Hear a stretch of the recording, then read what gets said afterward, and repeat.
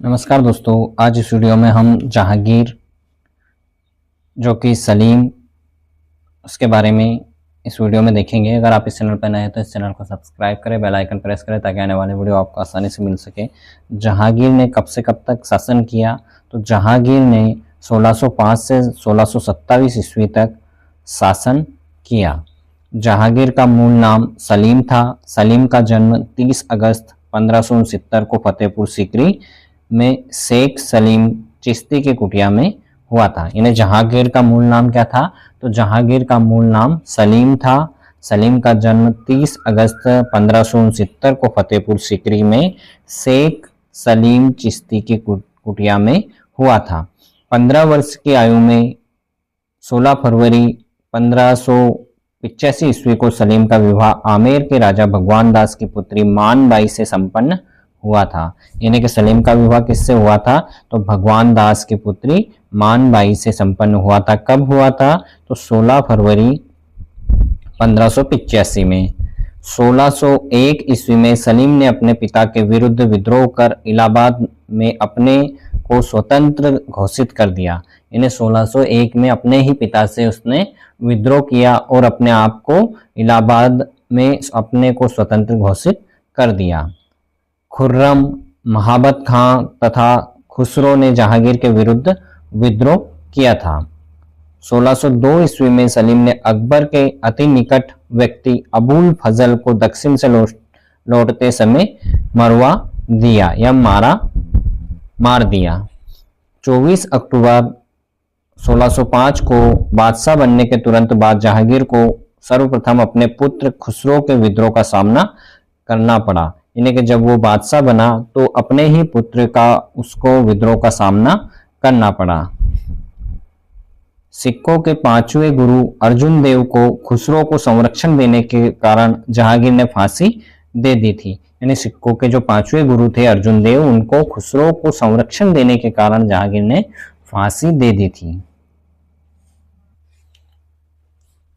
मई 1611 में जहांगीर ने महरुनिसा नामक विधवा के साथ विवाह किया था तथा उसे नूर महल की उपाधि दी, जो बाद में नूरजहां के नाम से प्रसिद्ध हुई। यानी कि 1611 में जहांगीर ने महरुनिसा नामक एक विधवा से शादी की थी और उसने नूर महल की उपाधि दी थी, जो बाद में नूरजहां के नाम से प्रसिद्ध हुई। महरुनिसा तेहरान निवासी मिर्जा गयाब बेग की पुत्री थी। यानी कि तेहरान निवासी मिर्जा गयाब बेग की पुत्री थी। जहांगीर ने गयास बेग को एतमादुल्ला की उपाधि दी थी। नूरजहां की मां असमत बेगम को गुलाब से इत्र निकालने की विधि का जन्मदाता माना जाता है। इन्हें नूरजहां की जो मां थी असमत बेगम, उनको गुलाब से इत्र निकालने की विधि का जन्मदाता माना जाता है। निजाम शाही राजवंश के मंत्री मलिक अंबर ने खोए प्रदेशों को जीतकर अहमदनगर को एक स्वतंत्र राज्य में परिणत कर दिया। अब्दुल हमीद लाहौरी के अनुसार ताजमहल के निर्माण के लिए 20,000 लोगों ने अनवरत कार्य किया। इन्हें लगातार कार्य किया। अब्दुल हमीद लाहौरी के अनुसार जो ताजमहल बनाया गया उसमें 20,000 लोगों ने लगातार कार्य किया। शाहजहां के शासनकाल को स्थापत्य कला का स्वर्णकाल तथा निर्माताओं का राजकुमार, प्रिंस ऑफ बिल्डर्स कहा जाता है। यानी कि शाहजहां के जो शासनकाल था उसको स्थापत्य कला का स्वर्णकाल तथा निर्माताओं का राजकुमार यानी प्रिंस ऑफ बिल्डर्स कहा जाता है। शाहजहां द्वारा दिल्ली के लाल किले में दीवाने आम का निर्माण कराया गया, जहां पीछे की दीवार में तख्ते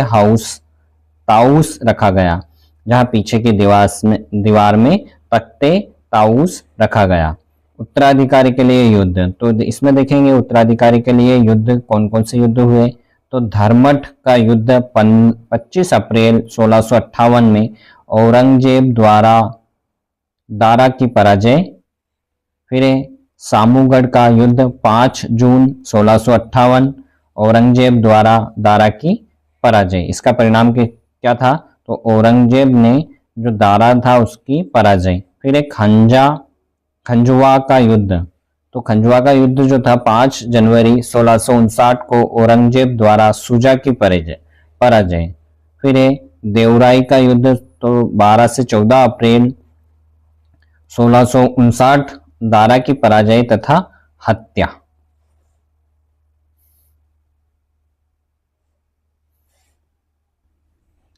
देवराई का युद्ध 12 से 14 अप्रैल 1659 दारा की पराजय तथा हत्या। दास को उसकी सहिष्णुता एवं उदारता के लिए दारा को उसकी सहिष्णुता एवं उदारता के लिए लैंडपुल ने लघु अकबर की संज्ञा दी थी। यही नहीं, शाहजहां ने भी दारा को शाह बुलंद इकबाल की उपाधि प्रदान की थी। मज्म उल बहरीन दारा की मूल रचना है।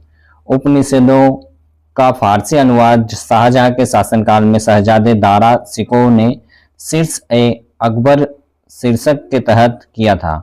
इसमें 52 उपनिषदों का अनुवाद किया गया था। शाहजहां ने दक्षिण भारत में सर्वप्रथम अहमदनगर पर आक्रमण किया और जीतकर मुगल साम्राज्य में मिला लिया तथा अंतिम निजाम शाही सुल्तान हुसैन शाह को ग्वालियर के किले में कैद कर दिया। शाहजहां के शासनकाल में अधिकांश समय तक दक्कन का गवर्नर औरंगजेब रहा। शाहजहां की आगरा के किले में कैदी जीवन में ही 31 जनवरी 1666 ईस्वी को मृत्यु हो गई थी। यानी शाहजहां को जब उसने बंद कर दिया था, कैदी बना लिया था, तो 31 जनवरी 1666 को मृत्यु हो गई थी। औरंगजेब, तो औरंगजेब का शासनकाल कब से कब तक रहा? तो 1658 से 1707 ईस्वी तक। औरंगजेब का जन्म 1618 ईस्वी में दाहोद यानी उज्जैन में हुआ था। औरंगजेब का जन्म कहाँ हुआ था? दाहोद उज्जैन में हुआ था। इसे जिंदा पीर कहा जाता था। इसे क्या कहा जाता था? तो इसे जिंदा पीर कहा जाता था। और इसका जन्म कब हुआ था? तो इसका जन्म हुआ था 1618 में, दाहोद उज्जैन में हुआ था। औरंगजेब ने फारस के राजघराने की दिलरास बानो बेगम यानी रबिया बीवी के साथ 18 मई 1637 में विवाह किया था।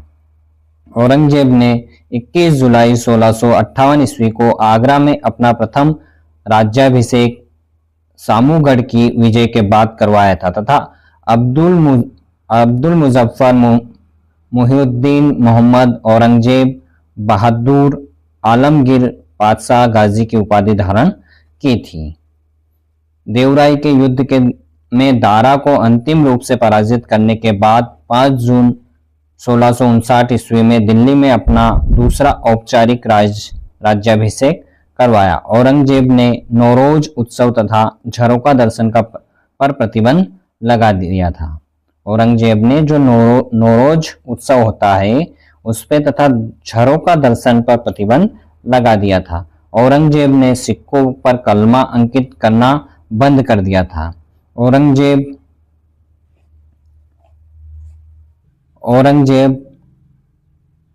ने सिक्कों पर कलमा अंकित करना बंद कर दिया था। औरंगजेब संगीत विरोधी होने के बावजूद स्वयं एक कुशल वीणावादक था। औरंगजेब ने 1679 ईस्वी में जजिया कर पुनः लागू कर दिया था।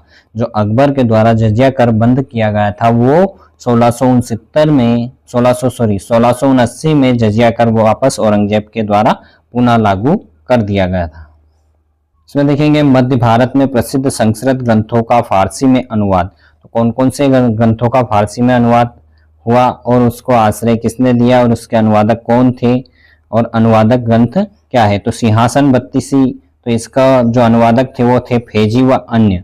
इसको अनुवादक ग्रंथ सिरद अब्दा किसके आश्रय में हुआ था? अकबर। अथर्ववेद हाजी इब्राहिम सर हिंदी अकबर के आश्रय शासन में हुआ था। महाभारत बदायूनी नकीब खां शेख सुल्तान, इसमें रजमा नामा अकबर। रामायण अब्दुल कादिर बदायूनी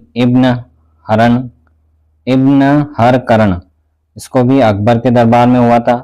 हरिवंश पुराण मौलाना शहरी जामिए रसीदी। कालिया दमन अबुल फजल अमार दानिश अकबर के दरबार में, लगभग ये सभी अकबर के दरबार में हुए थे। राजतरंगिणी, मुल्ला मोहम्मद, लीलावती, गणित, फैजी, भगवत पुराण, राजा टोडरमल, जल दमयंती, फैजी, मनसबी, नलोदमन, अकबर, पंचतंत्र, अब्दुल फजल, अनवारे सहेली, 52 उपनिषद, दारा सिको, सिरे अकबर, योग वशिष्ठ, दारा सिको, शाहजहां, ये शाहजहां के दरबार में भगवत गीता, दारा सिको।